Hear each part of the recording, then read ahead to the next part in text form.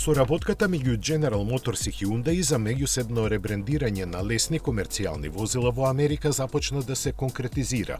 Прв планиран модел кој корејците ќе го пласираат ќе биде средно голем пикап направен на основа на Chevrolet Colorado. Тој ќе има преработена платформа уште од старт прилагодена за хибридни погонски склопови. Стратегиски гледано, ова е одлука наметната од ограничувањата на целосно електричните вакви возила во поглед на можностите за влечење, приколка и автономија.